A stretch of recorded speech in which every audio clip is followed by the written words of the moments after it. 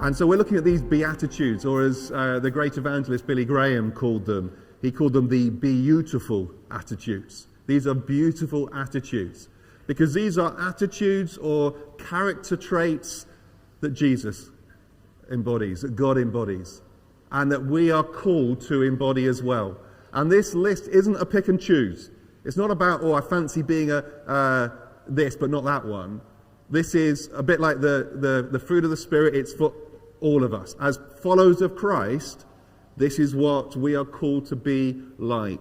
These are attitudes that we are called to demonstrate. But as Beth talked about last week, these are countercultural. These go against the understanding or the way of our culture.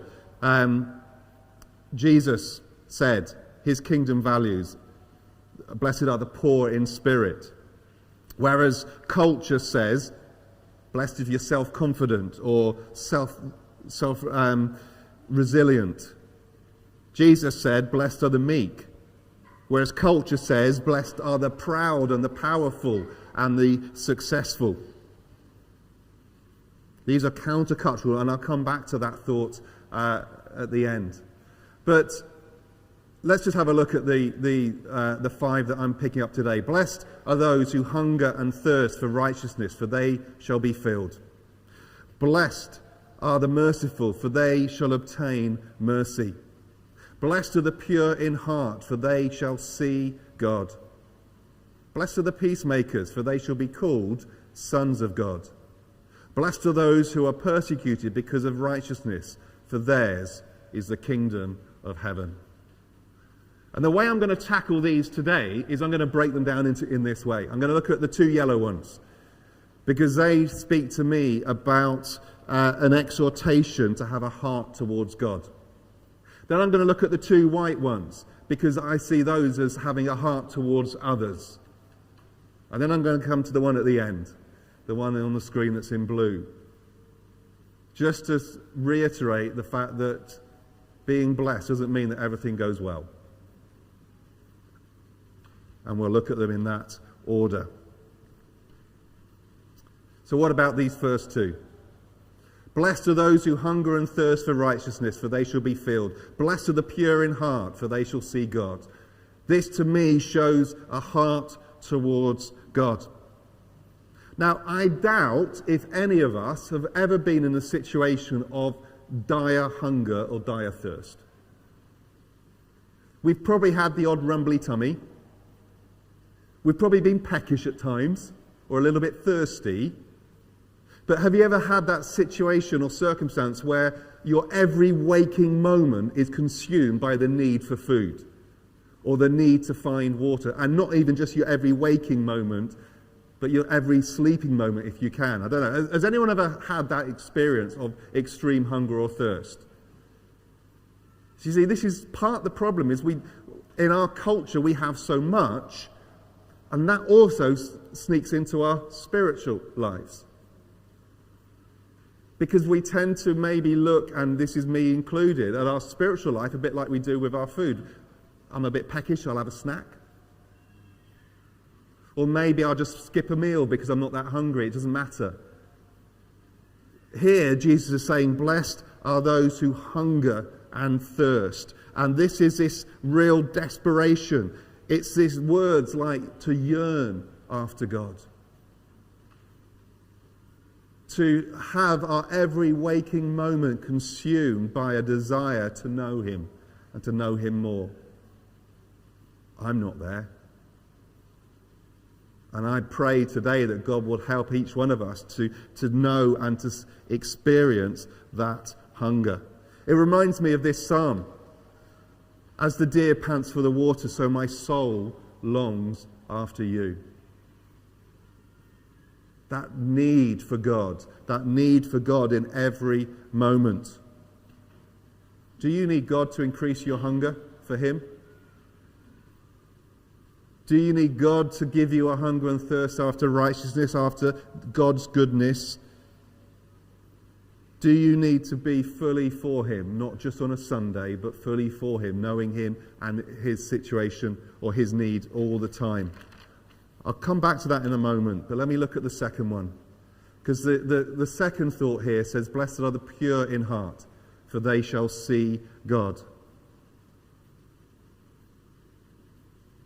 You see, our hearts should be pure.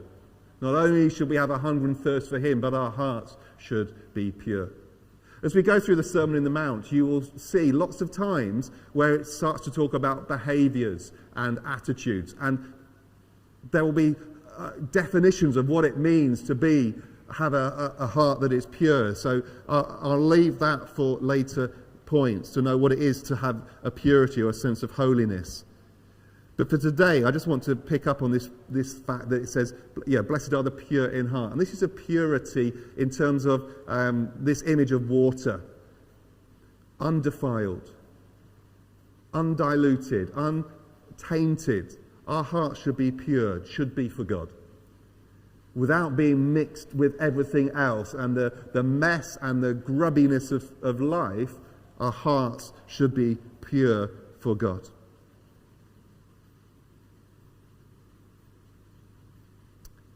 But the problem is, if I'm not careful, this can turn into legalism. Because maybe you're feeling a little bit guilty as I've talked about, well, I'm not hungry and thirsty enough. Is my heart pure enough? And we can start feeling guilty. And a sense of guilt can lead, or it should lead us to God, but it can lead us into works if we're not careful. What do I need to do to become more hungry and thirsty? What do I need to do to become pure of heart? And we can come into a sense of works. What must I do to try and drum up a passion for God? But this isn't about drumming something up within us. This is about surrender. This is about saying, God, I cannot do this, but you can. God, I cannot make myself holy, but you can. So in a sense, this is about giving up trying and surrendering to him. This is about giving up filling my life with stuff and allowing God to fill my life. And to God to meet all of my need. So do you want to be filled today with his goodness? As it says here,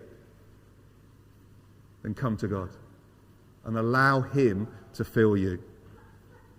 Do you want to see God and to be known and to know him? Then come to God and allow him to be the one that transforms you. Come to God as you are. He receives us as we are. And the beautiful thing is, he doesn't leave us there. He doesn't leave us as we are. He transforms us. So my first thought really is that we should have a heart that longs for God.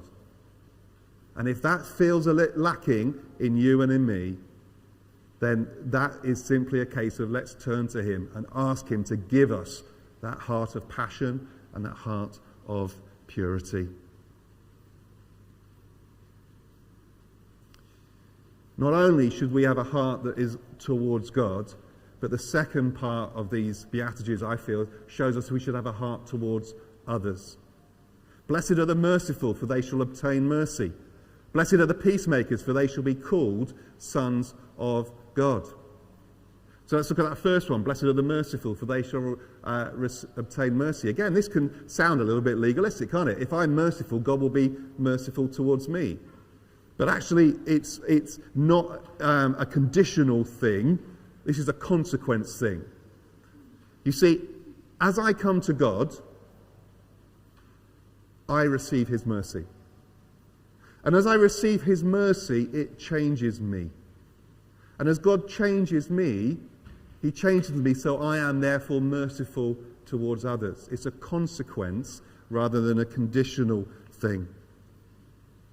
As I come to God, I receive mercy from him. That changes me. He changes me so I can be merciful and I can show mercy towards others. What does this word mercy mean? It could be two things.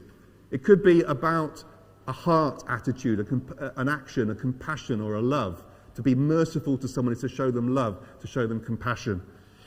It could be about forgiving. the withholding of anger, holding back from what we should do, being merciful, not giving what someone else really deserves.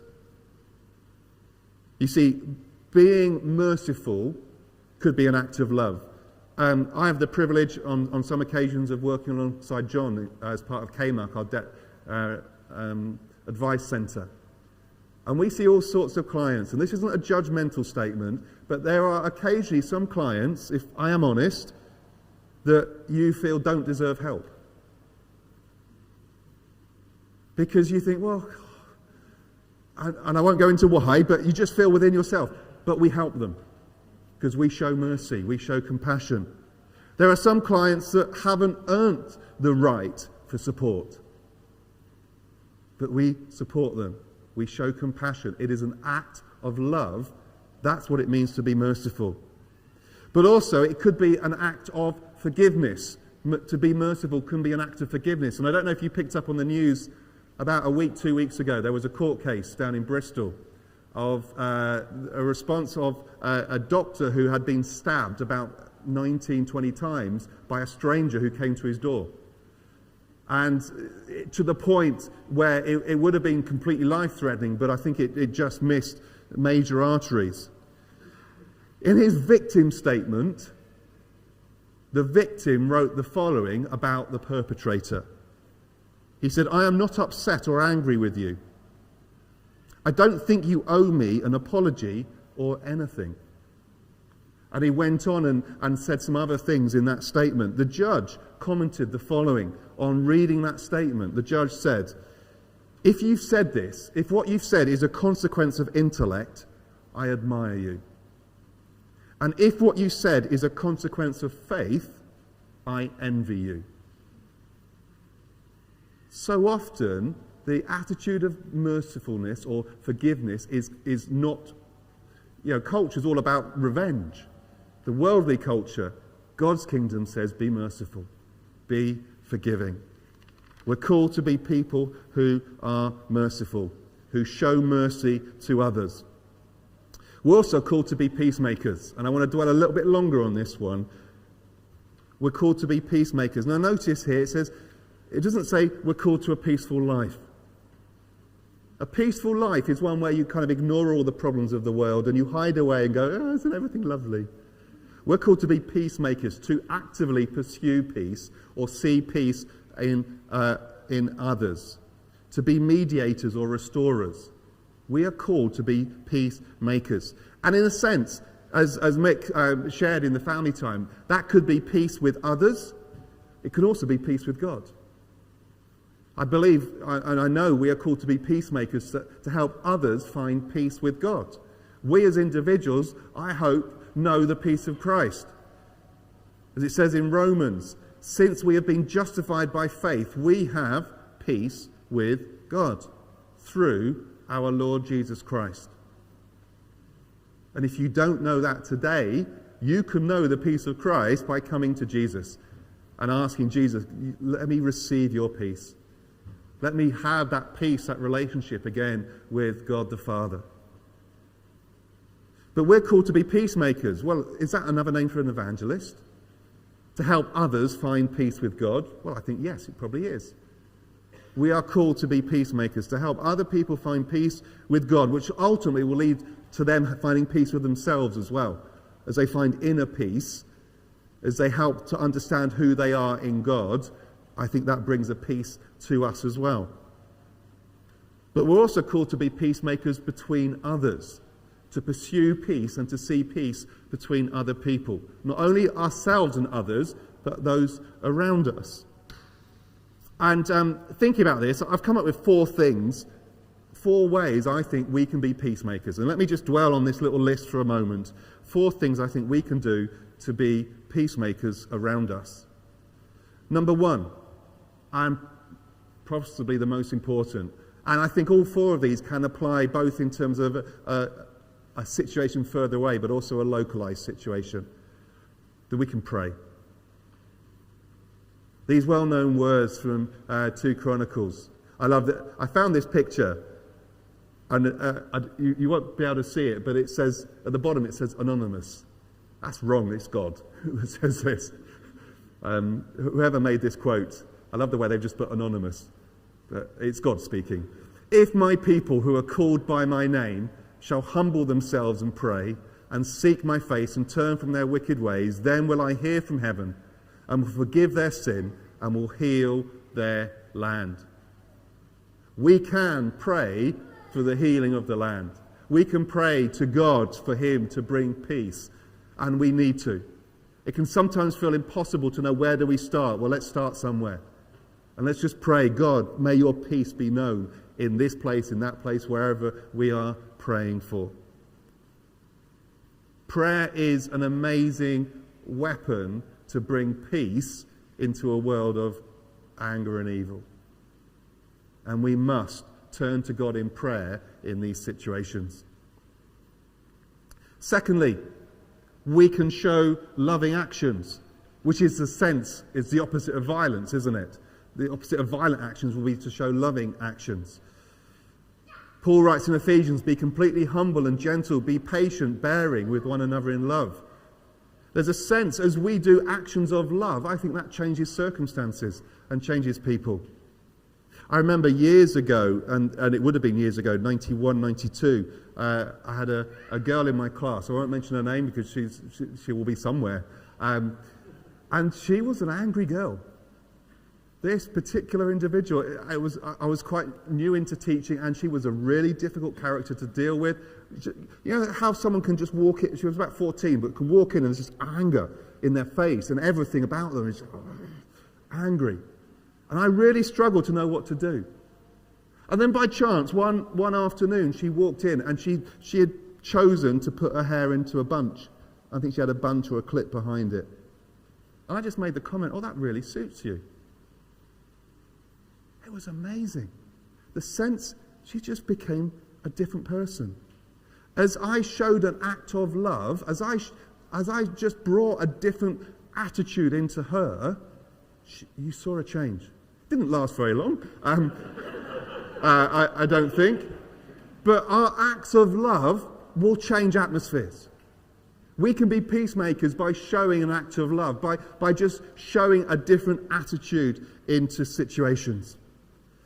Number 3, we can be peacemakers by showing forgiveness, by being forgiving people and, again, showing an atmosphere of forgiveness. Be kind and compassionate to one another. Forgive each other, just as in Christ God forgave you. So many of the situations we see around us are because of lack of forgiveness or lack of backing down. Don't want to lose face. We can show this countercultural, this kingdom culture attitude of showing forgiveness and helping others to understand that too. And then fourthly, there are times when we may need to be an active peacemaker to challenge something, to address a situation that is wrong. Peacemaker doesn't mean that we just live a peaceful life. There may be times where we need to speak against injustice, that we may need to challenge wrongs. All I say in this case is have this Proverbs in mind. When you feel you need to challenge something, always have this proverb in mind. A gentle answer turns away wrath, but a harsh word stirs up anger. We can challenge, we can address situations, but we must do it in love. Now, in love doesn't mean that kind of, I'm doing this in love with gritted teeth. Love is something that is calm and peaceful and kind.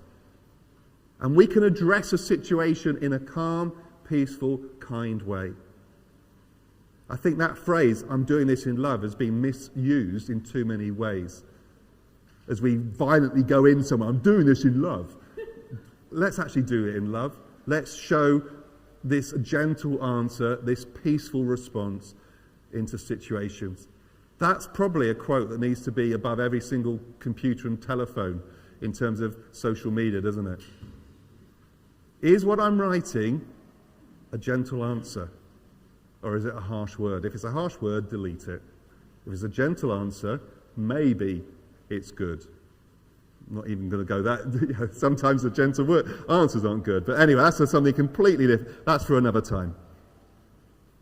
But there's something that happens as we are peacemakers, as we start to show the culture of Jesus, as we start to behave and show these behaviours. I love what is said here, that we shall be called sons of God. What does that say? People see the family resemblance. Being a peacemaker shows something of a family resemblance. People realise and recognise that we are God's. He's just like his Father. Wouldn't that be wonderful? If people said about you and me, they are just like their Father in heaven. Because they are peacemakers. Because of the way their attitude and their behaviour is just like their Father's. Now you'd have thought, with all this blessing, these lovely 7 beatitudes we've done so far, as we've seen all these wonderful amazing characteristics displayed of humility, of empathy, of meekness, of passion, of mercy, of purity, and a peaceful attitude, that all would go well. If we show all these things, everything will go well. And maybe we just need to look at the last beatitude to see maybe that won't be the case. Came across this quote from Benjamin Franklin, as he said to in America, sort of in American politics, "Blessed are the peacemakers is, I suppose, for another world. In this world they are frequently cursed." You see, this world is counter-cultural to the kingdom of heaven. And so if we show these wonderful traits, we will find that some people may accept them, but some people might fight against them. Jesus goes on to say this, "Blessed are those who are persecuted because of righteousness, for theirs is the kingdom of heaven. Blessed are you when people insult you, persecute you, and falsely say all kinds of evil against you because of me. Rejoice and be glad, because great is your reward in heaven. For in the same way they persecuted the prophets who were before you." Sometimes the godly attitude will rub up against someone else, and they will find that difficult. As I've said, some people will maybe ask you about what's different about you, as they notice a different attitude as you display these characteristics. What's different about you? Some might even embrace and go, "I want to know more," and embrace the Jesus behind these attitudes. But some will attack you because they cannot understand, or they cannot grasp, or they cannot cope with those attitudes. As they confront their own, they may be that sense of persecution, that sense of attack. To live the Jesus way will cost you. Can't stand here and say everything will be rosy. To live the Jesus way will cost you. I don't know what that will be for you. It may be, for some, to live the Jesus way could mean you lose your job. As you stand up against an injustice or a wrong in your workplace. Because that isn't the way we should do things. That may cost you your job. For some, it might cost you your friends or friendships. As you stand up against a wrong attitude or a hedonistic approach to life and say, "No, I can't do that." It may cost you friendships. To live the Jesus way will cost us. But what do you gain? You gain everything. Blessed are those who are persecuted, for theirs is the kingdom of heaven. There is the blessing now, but there is the eternal reward as well. And as I said at the start, these are all attitudes or characteristics of Jesus. And these are ones that Jesus displays when he walked this earth as well. Jesus, the one who went before us, and Jesus, the one who walks beside us. I had this picture of a mountain path. And have you ever been on one of those paths that has been carved out around a mountain? And it's difficult to walk on. But somebody has gone before and has carved that path out. Jesus is the one who went before us and has carved the way out. Jesus is the one who walks with us as we walk and navigate this path as well. Let me finish with these words from Hebrews. The writer encourages us, look to Jesus, the author and finisher of our faith, who for the joy that was set before him endured the cross, despising the shame, and has sat down at the right hand of the throne. Jesus knows what it is to be persecuted. He knows what it is to be rejected. He is the one who has gone before us, who has overcome, but he is also the one who walks beside us. That as we go through these difficult situations, as we go through these moments where we are needing to receive more from God, he walks with us too. May we be people who, because we receive his love, we have a heart that is towards him. And may we be people, because we have received his love, have a heart and an attitude that is towards others too. These beautiful beatitudes are just the start of the Sermon on the Mount. And as we go through over the next few weeks, we'll look at each of these thoughts in more detail as Jesus just focuses in on different things. But please, let's start with this sense of surrender. We cannot do it. It is only him who can bring us a sense of purity and surrender. Andrew, can I invite you and team to join me back at the front? And let me just finish and pray. So Jesus, thank you that you ask us to be people who hunger and thirst after you. And where we're lacking in that, I pray now, come Spirit of God and refresh us again. Give us a heart towards you and a heart that is after you, Jesus. Amen.